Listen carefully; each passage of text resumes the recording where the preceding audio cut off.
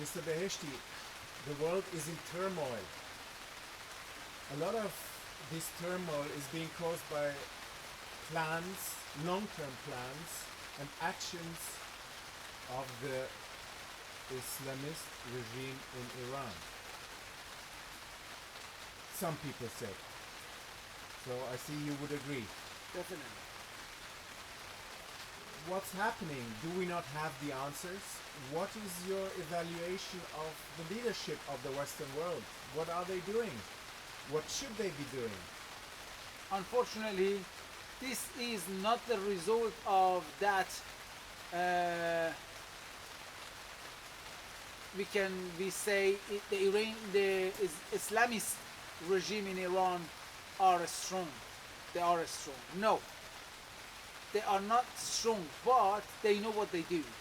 They have a goal, and they are moving toward that goal step by step, regardless of whatever we do. Peace negotiation, nuclear negotiation, whatever negotiation you have with them, they are just negotiate with the people, with the West, with the leaders, to buy time for their goals.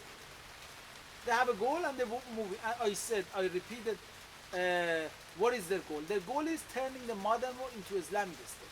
But this is not the result of their strength. This is the result of our inaction. Unfortunately, there are leaders missing this opportunity of being on the side of the people who are chanting for democracy in Middle East. Why do you think they do that? Because they think it's better to have, as some of them they said this, to have these dictatorships that they know, rather than the democracy that they don't know. They are afraid of what they don't know. But this is double standards. They like democracy for West, and they don't like democracy for East. Is it not about money? Is it about morals? No, that's why I would say they step on the morals. The money, it could be one part of the dealing that they have with all these companies which they are connected with IRGC and Iranian regime. Can you name any companies? But let's first talk about what they are missing. They are missing because the people in Middle East, they are moving toward democracy. So the leaders of the West missing the opportunity of standing next to the people who are active and chanting for democracy against these dictators, and not just missing this opportunity to help them to stand on the side. They are actually standing on the opposite side, next to the dictators, next to the murders of these kids, to these people, because they are afraid of the democracy that they don't know. So they are kind of accomplice. And unfortunately, this is what we are seeing. But the backlash is this.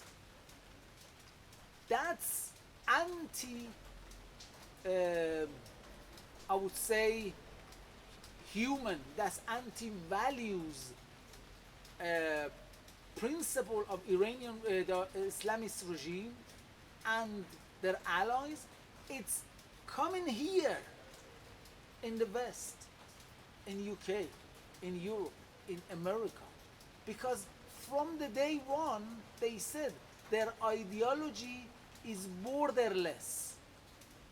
Their ideology is this: to turn the other modern world into Islamic state. I'm just constantly repeating this for the people who they listen to this, who reading this, to get the point, which you cannot negotiate with the people who they think they have to change the entire world into what they believe it's right. But Mr. Beheshti, are you a Muslim hater? Are you an Islam hater? That's the only things that they cannot label me with is Islamophobia or Islam hater or whatever. I'm a Muslim, and in um, previous part I described what kind of Islam I believe. As I said, there are so many different definition of Islam at this time, but what I follow and believe is got three principles: love, peace, and acceptance, not tolerance. Yes. Acceptance, yani accepting everyone for who they are, not trying to change them for what we like to. This is the Islam that I believe and I follow. The Islam that believe it shouldn't have any kind of interference in ruling country, in politics. So if you don't want to change anyone, but you want to change the Islamist agenda, which says how can you prevent the regime from spreading their propaganda, which is a deception of the minds of nice people who might have beautiful ideals, but they are brainwashed by the regime to put them in their basket for their own political gains. So, what do you recommend to politicians in the West? That's what I said from the beginning. It's very complicated situation.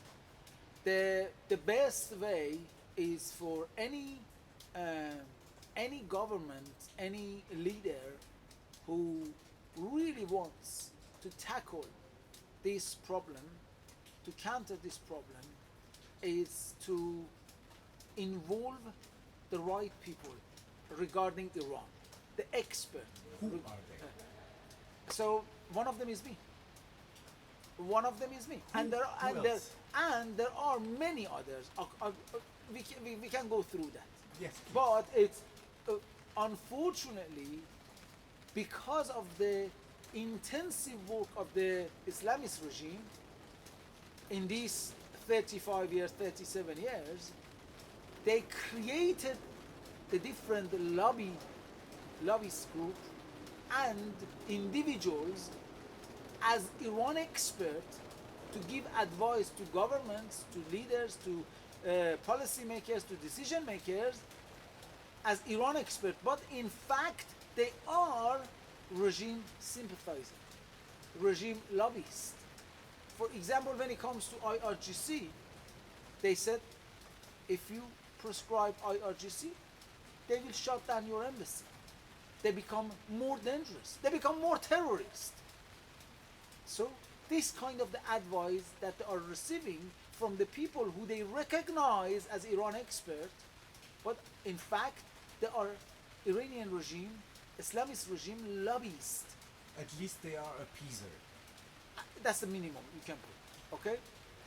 So they have to change their point of views. Majority of the people that we are seeing today, as we speak, in political seats, they are not aware of Iran Islamist regime. So they don't know anything about this evil regime. Nothing. They know nothing about it. So how can we expect them to do anything about it? But that's the big problem that we are facing. They know exactly what they're doing. They're targeting, for example, the people, mass people in Africa, in Muslim countries. The target lefties, all these people who believe in the values of left values. So they're targeting them, and unfortunately they don't know, these people, what they are participating into. So that's it. So we need, they are expert in PR work, and they are winning the PR work. If you see, for example, after October the 7th, they're turning these savages, this terrorist group, Hamas into the victim now. And if you ask anybody, majority of the people who they're claiming they're really care about Palestine, about Palestinian cause and all that stuff, they are not willing to condemn Hamas for what they commit on October the 7th. So that's the level of their work. You see how they are turning the situation into their favor, because they invest a lot, Mr. Gobel, in PR work. They invest billions in PR work. They have people in all these big media. They have big groups, different groups of lobbyists who influence policymakers, decision makers, the big media. So they have a big influence because they invest it. They have money, and they know how to use that money for their own goal. So what you are saying reminds me of this Matryoshka principle. You know the Matryoshka principle? Yeah. So they show interest in certain topics. They claim they are behind this topic just to put people in their basket. But Exactly. they never show the inside Exactly, the box. box. Exactly. The inside Exactly. kernel, which is what you say the goal. Exactly. That's the goal. The goal is to So turn. they use people, they use groups, Abuse people. abuse They abuse. subjects. Yes. So that's the people who they are participating. For example, this movement which started now in America and is coming to Europe in universities. I wrote on my Twitter, I think it's my last tweet is that this is not universities movement. This is not a student movement. This is Marxist Islamist movement led by Islamist regime in Iran. And the Shah of Iran 50 years ago warned the world about the great collaboration between Islamism and Marxism. And we are witnessing that. Many of these people who they were arrested in America, they weren't a student at all. They're not a student. They came up from outside and participate in this campaign. This is a very orchestrated and organized campaign, started from America, Canada, and it's coming to Europe. We will witness that in universities, campuses, by Iranian regime, because they know how to work. Inside. Exactly, inside, and how to work against our values. They work. This is the result of their works. They have their own cells now. It's already too late. It's already too late. And unfortunately, our leaders, they still think they can negotiate with these terrorists. So what's the problem with negotiating? Negotiating for what? You are negotiating. For example, you can negotiate maybe with China because they're thinking about their own their interest. But you cannot negotiate in the Islamist regime because they have their ideology is first, and there is no way you can negotiate around their ideology. Everything is based around their ideology, and when their ideology is taking everything away from you, turning the world into caliphate, how can you negotiate with them? So you say the dogma, the political dogma that we want change, political change by trade, doesn't work Anymore. in this concern. No, it's not. It's not. How did the great example is this? Did Chamberlain manage to negotiate with Hitler? He was thinking, Chamberlain, in that time, with his policy, with his weak policy, appeasement policy, he can convince Adolf Hitler to not come further. No, we couldn't. We couldn't do that.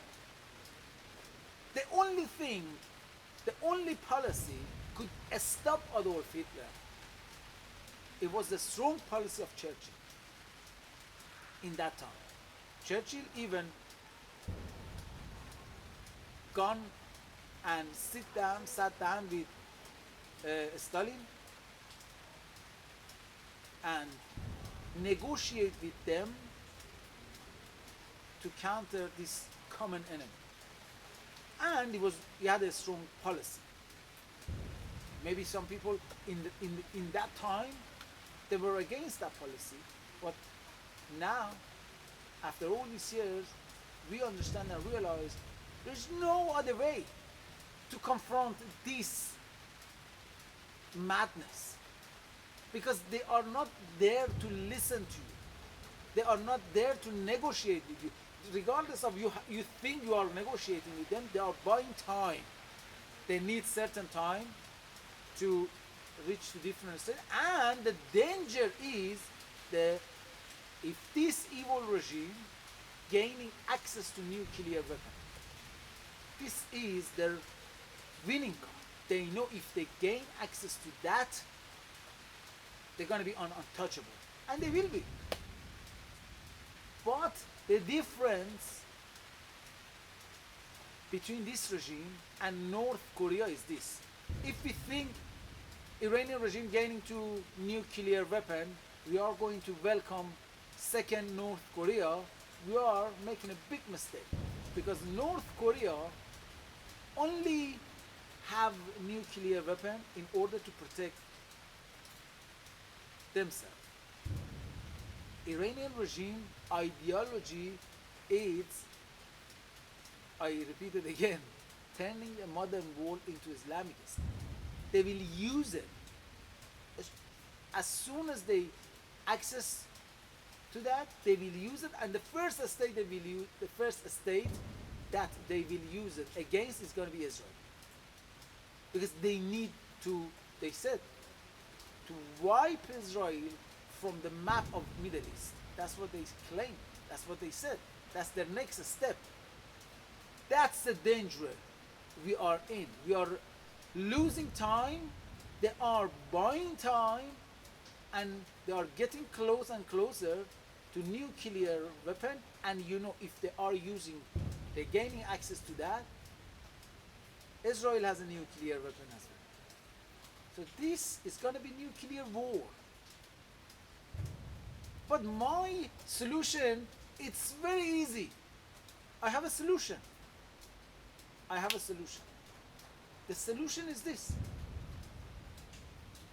We have a great army of 80 million, more than 80 million people who are thirsty for freedom and democracy and counting the seconds to overthrow this regime for themselves, for the region, and for the world. So you're talking about the population of I'm Iran. talking about the population of Iran. And especially since 2009, they tried many times. They had many uprisings. But because of the level of the brutality of the regime, they haven't been successful yet. By standing next to them and giving them the support that they need, they will do the job for us. And just imagine, we have two options. And we are not far from these two options. One option is this. Imagine the Middle East without Iranian regime, with a normal government in Iran. What we can achieve with a normal government in Iran, in Middle East, and in the world. What Israel and Iran can build in Middle East together with a normal government. But you have another option. If this evil regime gaining access to nuclear weapon, you cannot even imagine what's going to happen. They are looking for that because they think they have to have a World War III in order to prepare the world for the appearance of their 12th saint and turn the world. The world is not going to just turn for itself to Islamic State. They need a big chaos chaos is their climate. They thrive on chaos. They need a big chaos. They need a big war. And the head of IRGC, Hossein Salami, last year, he said it when he was giving a speech in Zahedan. He says, we are in third world war, but it's not really obvious now. So they believe in that, and they are moving toward that. So we have these two options.